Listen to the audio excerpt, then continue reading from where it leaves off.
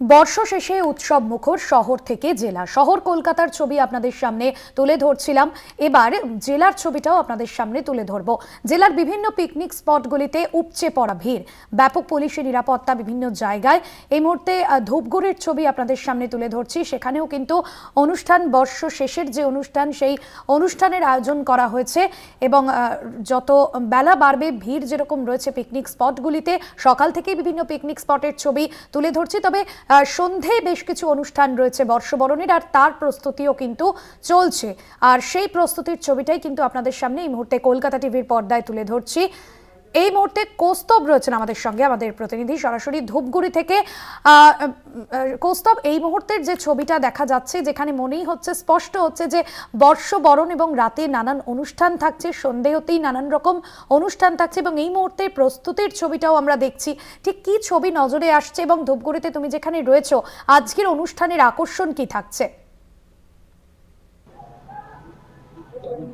ভাস্বতী, দেখো, যে বছর রয়েছে 2024, অর্থাৎ আজকে এই বছর শেষ হয়ে যাচ্ছে এবং 2025 সালকে একদম বলা যেতে পারে আড়ম্বরের সাথে বরণ করে নেওয়ার একটা প্রস্তুতি চলছে।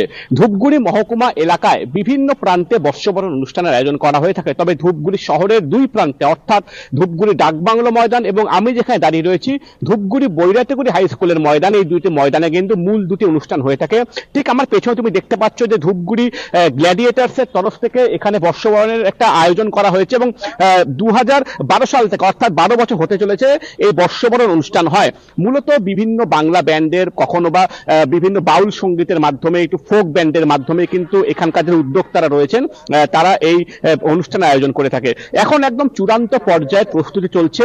কলকাতা থেকে, সুদূর কলকাতা থেকে বাংলা ব্যান্ডের যারা কলা কুশলী তারা কিন্তু ইতিমধ্যে এসে পৌঁছেছেন। তুমি দেখতে পাচ্ছ ঠিক আমার পেছনে যে মূল মঞ্চ রয়েছে, সেই মঞ্চে কিন্তু এই মুহূর্তে যাকে চূড়ান্ত পর্যায়ের যে প্রস্তুতি সেটা নেওয়ার কাজ করা হচ্ছে এবং যে চারদিকে, অর্থাৎ এই মঞ্চের যে চারিদিকে যে মাঠ রয়েছে, সন্ধ্যের পরে এই মাঠে কার্যত তিল ধারণের জায়গা থাকবে না। প্রচুর মানুষের সমাগম হয় এই বৈরাতিগুড়ি স্কুল ফুটবল ময়দান এবং ধূপগুড়ি শহরের যে প্রাণকেন্দ্র রয়েছে ডাকবাংলো ময়দানে।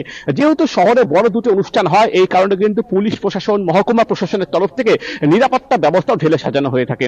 আমার সঙ্গে রয়েছেন এই যে ধূপগুড়ি গ্ল্যাডিয়েটার্সের বেশ কয়েকজন সদস্য, তাদের থেকে আমরা শুনে নেব যে কি কি আয়োজন থাকছে এবং মানুষের কতটা উৎসাহ রয়েছে এখানকার এই অনুষ্ঠানকে ঘিরে। কি বলবেন? আমাদের প্রোগ্রাম মূলত স্থানীয় শিল্পীদেরকে নিয়ে উদ্বোধন করা হয় প্রথমে।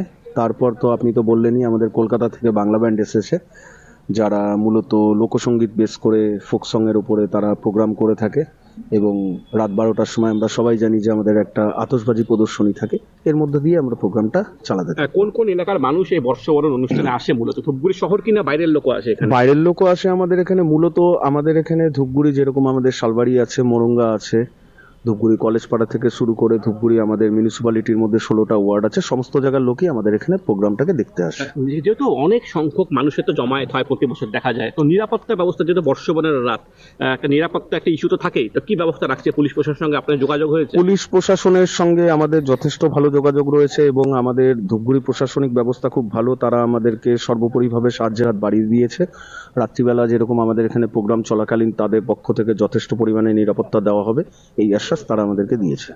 দেখো ভাস্বতী, ঠিক রাত 12টার সময় নতুন বছরকে বরণ করে নেওয়ার জন্য কিন্তু ঠিক মূল মঞ্চ, তার পেছন থেকে কিন্তু আতশবাজি যে প্রদর্শনী, মূলত এই আতশবাজি প্রদর্শনী দেখতেই প্রচুর মানুষ ভিড় জমান এই মাঠে।